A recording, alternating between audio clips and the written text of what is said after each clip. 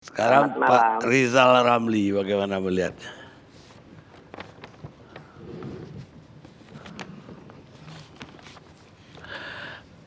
Gimana Pak Rizal Kani, saya ingin menyatakan satu hal, bahwa sebelum ada corona, ekonomi kita udah masalah. Saya bicara dengan Ketua Asosiasi Tanah Abang, Glodok, dan lain-lain, rata-rata penjualan udah drop.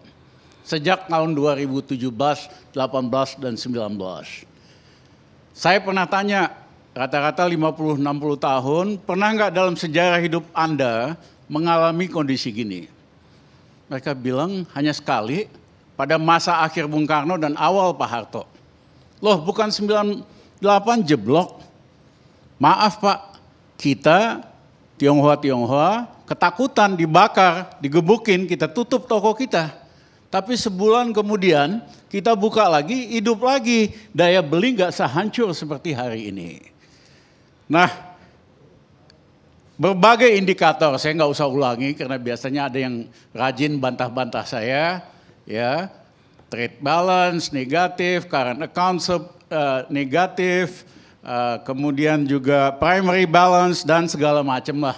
Kita gunakan semua indikator makroekonomi sebelum ada corona, kita sudah mengalami krisis. Nah, tetapi seolah-olah ada stability, terutama di dalam nilai tukar. Karena apa? Didoping terus dengan pinjaman yang makin lama makin banyak dengan yield bunga yang lebih tinggi. Rata-rata pada waktu itu hampir di atas 7% yieldnya. Negara lain jauh lebih rendah.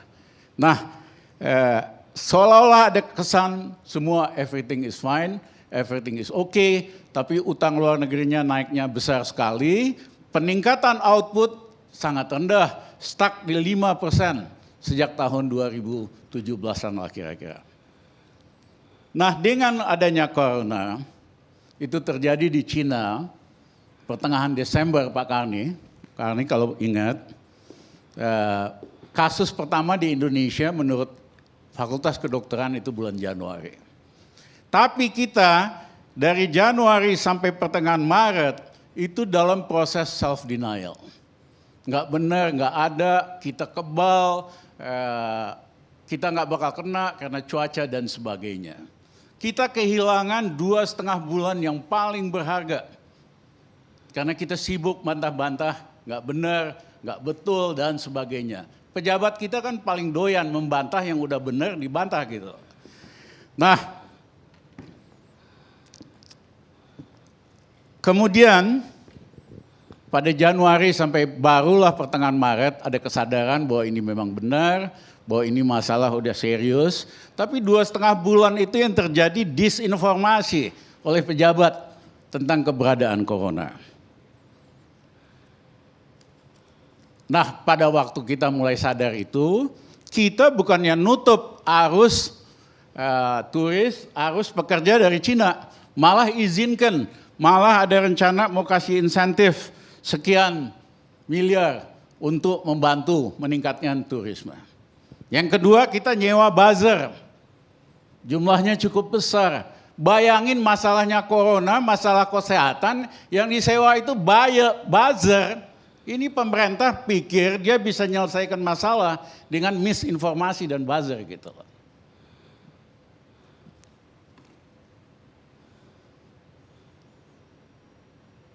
Ada juga pejabat yang tadinya super optimis kalau lihat pernyataannya. Ekonomi Indonesia bagus, makro bagus, stabil, begini, begitu.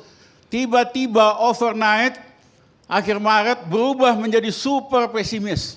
Bahwa ekonomi Indonesia gara-gara corona, seolah-olah yang disalahkan hanya corona, bukan kebijakan sebelumnya yang super konservatif, yang ngawur, ya, dan tidak ada value added-nya, itu tiba-tiba menjadi super pesimis bahwa ekonomi Indonesia bakal anjlok minus 2%. Sebetulnya ini hanya alasan yang dicari-cari untuk menjustifikasi, memberikan alasan bahwa budget defisit bisa ditingkatkan dari minus 3% GDP ke 5% GDP. Karena kalau ekonominya masih positif, tidak ada alasan untuk menaikkan budget defisit jadi 5%. Ya, mumpung ada corona, budget defisit kita tingkatin supaya bisa ngutang lebih besar. Otaknya ini kan cuma ngutang, ilmunya itu nggak lebih dan nggak kurang.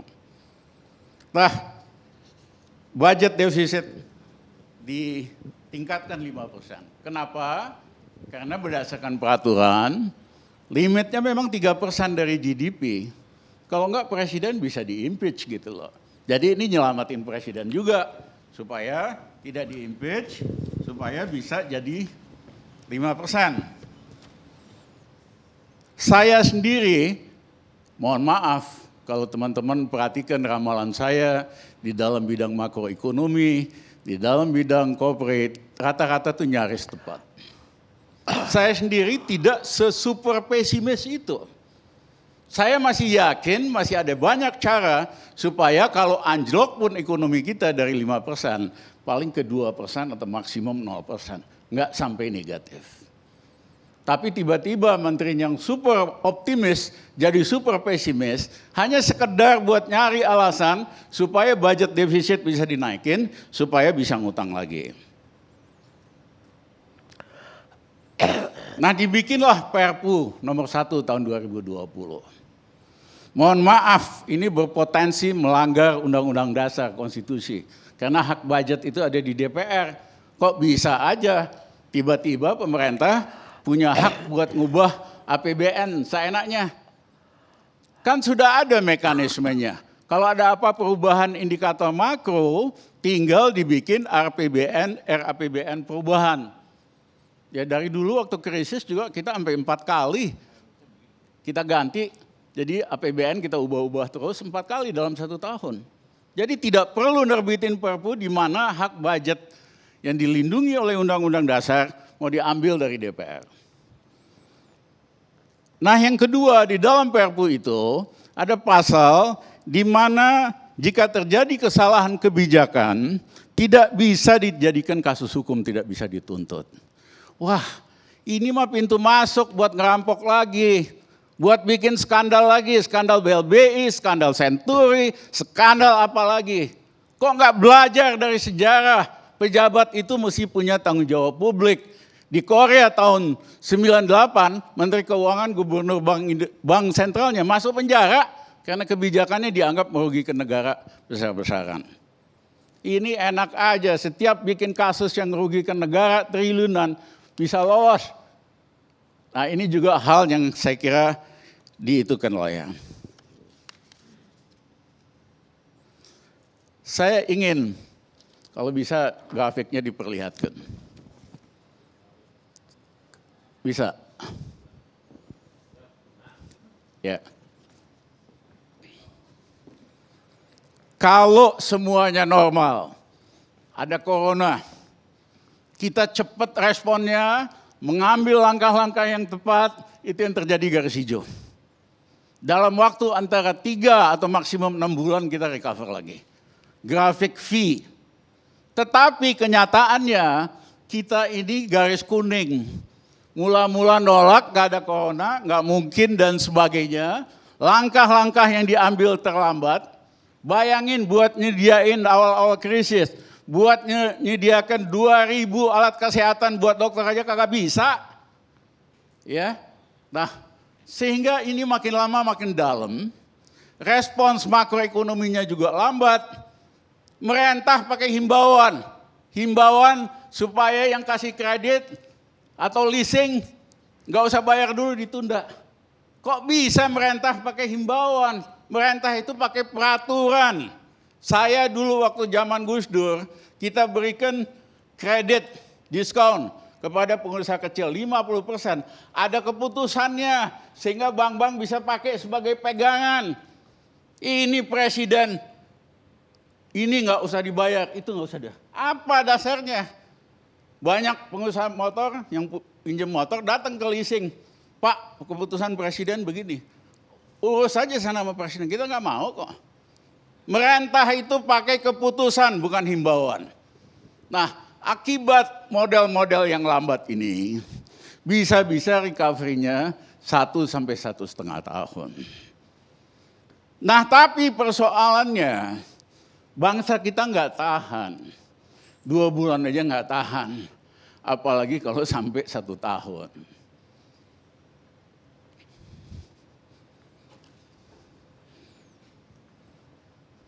Bagaimana kalau kita mau cepat? Saya setuju dengan Pak JK tadi. Fokus untuk menyelesaikan menghambat corona. Ya, yang lain-lain itu secondary. Karena kalau itu dilakukan, coronanya berhenti, ya dia balik lagi, pulih kembali. Tapi kalau kita cara menanganin corona masih penuh dengan disinformasi, tidak memberikan fakta yang benar, tidak melakukan hal yang apa diperlukan, makin lama ini makin panjang, ekonominya akan lebih ribet, yang berguguran makin banyak. Yang kedua, punya uang nggak sih pemerintah? Masih. Itu ada saldo, silva total 270 triliun. Hentikan semua proyek-proyek infrastruktur termasuk ibu kota baru yang kagak jelas itu, yang ngerjain cuma McKinsey, mutu kualitas risetnya juga payah kok. Ya hentikan dulu, pakai uangnya untuk menyelesaikan masalah corona dan kebutuhan dasar. Memang pajak turun, tapi menurut hitungan kami masih adalah sekitar hampir 300 triliun. Yang ketiga, terima kasih sedikit sama Prabowo.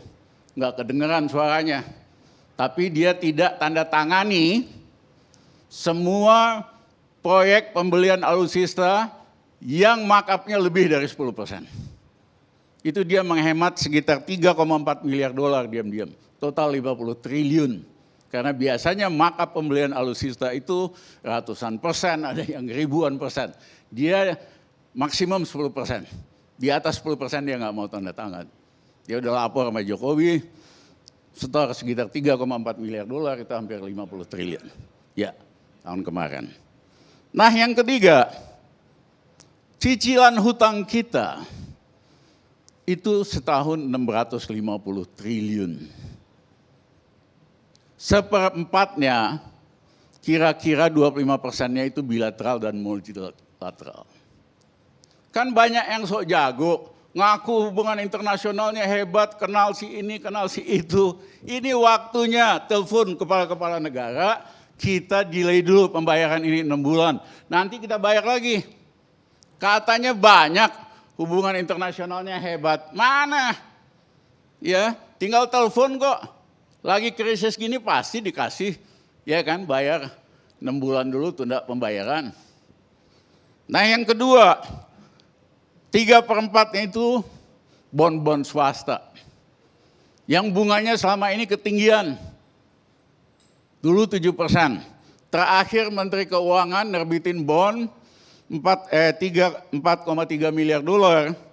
Kalau nggak salah yieldnya itu 4,5% atau 4,3%.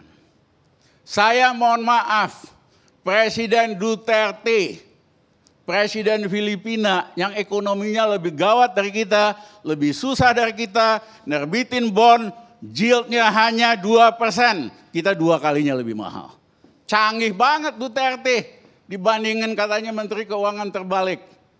Nah, menurut saya ini waktunya kita swap bond-bond kita yang jangka pendek, yang bunganya kemahalan, mumpung bond yield di seluruh dunia negatif. Di Jepang negatif, di Eropa negatif, Amerika negatif. Ya, kita bisa tukar kasih yield misalnya 1%, 2%, strukturnya diperpanjang. Sehingga dari cicilan 1 tahun 650 triliun itu paling tidak kita bisa hemat 200 triliun. Jadi kalau kita total tadi silva, anggaran pembangunan yang dihentikan, penghematan dari debt dan sebagainya, ada sekitar 900 triliun. Ya. Nah, apa prioritasnya? 200 triliun kita fokus untuk nyelesain masalah corona ini. Tapi enggak seperti sekarang, APBD atau apalah. Ternyata saya dengar alat-alat kesehatan ribut di dalam karena masing-masing pejabat bawa ininya, bawa pengusahanya. Saya nggak putus-putus. Di koran sih berasan udah mau import sekian gitu alatnya. Tapi di dalam ternyata masing-masing punya sponsornya sendiri. Bejat ini sistemnya. Ya. Harusnya kan cepat bertindak dan sebagainya. Saya kasih contoh lah, Sritek itu produsen tekstil, alat-alat pakaiannya NATO. Dan Amerika udah biasa bikin baju, APD, macam-macam. Tinggal minta Sritek bikin buat segini. Ya, dikasih 3% aja di atas kosnya dia udah happy tuh. Tapi kagak ada menteri yang telepon dia. Nah, saya berikan contoh dan lain-lain. Jadi 200 triliun kita spend untuk menyelesaikan masalah corona ini secepat mungkin. Karena kalau kita lakukan itu, nanti semua masalah yang lainnya ikutannya akan selesai. Sumbernya mati. Nah yang kedua 300 triliun kita pakai untuk bantu rakyat miskin dan pekerja harian. Di Jakarta ini penduduknya sekitar 26 juta. Seperempatnya itu pekerja harian. Sekitar 6 juta. Ya kasihlah kebutuhan dasar. Tapi caranya jangan dikasih paket-paket karena paketnya dia nggak perlu kok. Paket ini, paket itu ada 10 item. Yang dia perlu kan beras.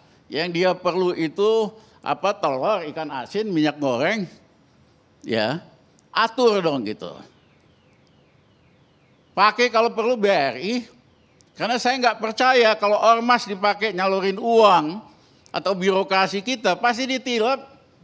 Kalau tadinya mau dikasih 1 juta per orang, nyampenya ke bawah tuh 100.000 pengalaman. Kita gunakan dong BRI buat nyalurin begini-begini. Sehingga yang hilang di jalan, rakyat bisa milih sendiri. Dia bisa tenang di rumah. Kalau saya sih sederhana, kalau ada yang punya account, balance-nya 0,5 juta, kita kasih 1 juta. Yang nggak punya account kita minta bikin account ATM sama BRI yang di atas 17 tahun.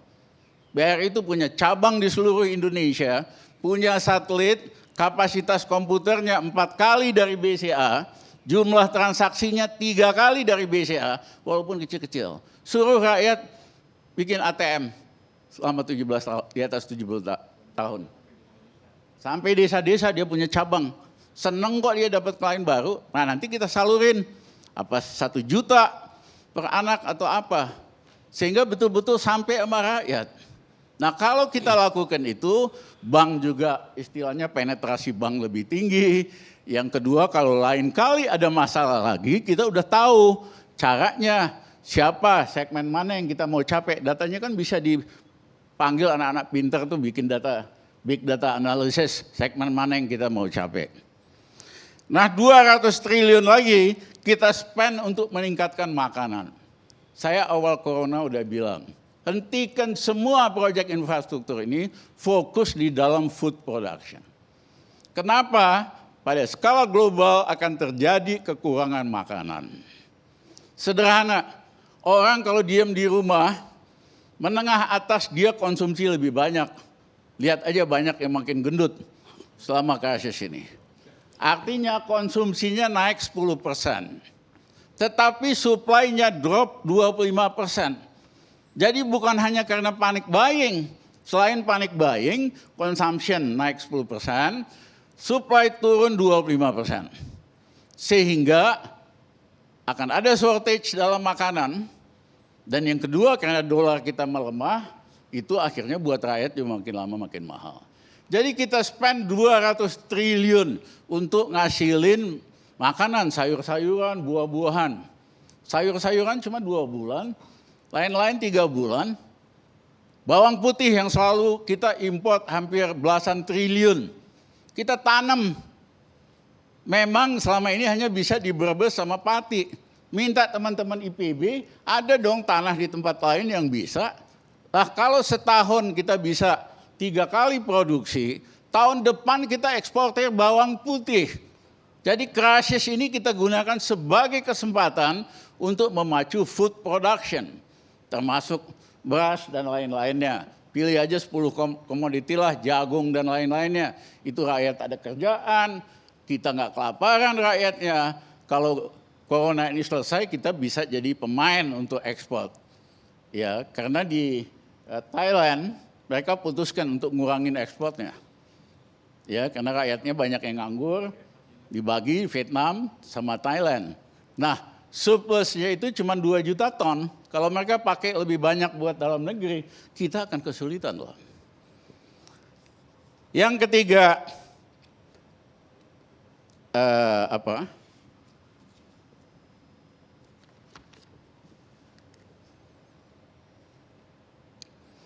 Yang ketiga, harus dipahami akibat krisis corona ini terjadi geopolitical shift, strategic geopolitical shift. Tadinya Cina itu pabrik dunia, semua multinasional punya pabrik di Cina. Mereka belajar setelah ini bahaya ternyata. Nggak boleh lagi kita sepenuhnya di Cina, kita harus keluar dari Cina secepat mungkin. Pemerintah Jepang, Perdana Menteri Abe, kasih insentif buat perusahaan Jepang buat keluar dari Cina. Tapi kemana mereka pergi? Ternyata mereka hanya mau pergi ke Vietnam, mereka hanya mau pergi ke India dan ke Meksiko. Indonesia nggak masuk. Padahal Pak Jokowi 6 tahun terakhir selalu bilang, come to Indonesia, invest to Indonesia. Nggak ada hasilnya, mohon maaf Pak Jokowi. Ya, karena you don't wrong the right strategy. Mak, kenapa mau masuk ke ekonomi yang 5%? India 7%, lain-lain 7%. Mereka ke sana dulu. Jadi pompa dulu ekonomi di dalam negeri ke 7%, otomatis nanti asing masuk kok. Dibalik logikanya. Nah, kita, para analis mengatakan, 3 negara ini akan jadi economic superpower dalam 10 tahun yang akan datang. Yaitu Vietnam, yaitu India, yaitu Meksiko. Menurut saya kalau kita canggih, kita cerdas, Indonesia bisa the 4th economic superpower dalam 10 tahun yang akan datang.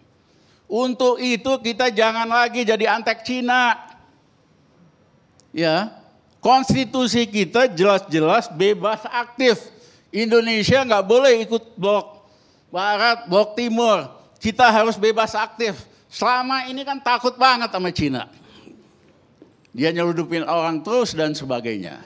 Jadi ini waktunya untuk menggeser politik luar negeri kita dan politik investasi kita dari sangat pro Cina jadi antek Beijing, jadi negeri kita sendiri, dan ini kesempatan untuk Indonesia jadi economic superpower.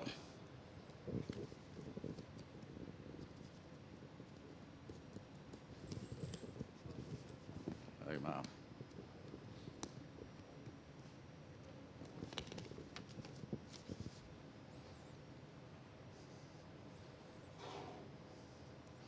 Yang kedua, saya mohon maaf. Keempat ya, ada ide mau nyetak uang, printing money. Mohon maaf. Printing money pada saat pemerintahnya itu tidak kredibel, banyak KKN and abuse of power, printing money itu bahaya sekali. Pasti inflasi. Tapi yang penting begitu pemerintah Indonesia printing money, rupiah bisa anjlok ke 20.000 kok. Kecuali pemerintahnya jauh lebih kredibel hari ini. Nah, kembali ke grafik tadi, saya minta tolong dikasih lihat sekali lagi, Dek. Apa sih yang terjadi? Bayangkan samurai raksasa jatuh dari langit. Kita sok jago, walaupun kita raksasa, kita tahan ini samurai. Tangan kita bleeding, kita nggak sanggup. Kasarnya, Indonesia nggak kaya-kaya amat. Kalau ada perusahaan mau buyback saham, bleeding loh. Lihat aja semua grup-grup besar di Indonesia, valuasinya drop, ada yang 200 triliun dan sebagainya.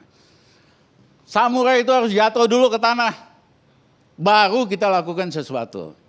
Nah, kita ini tidak cukup kuat untuk melakukan macro pumping.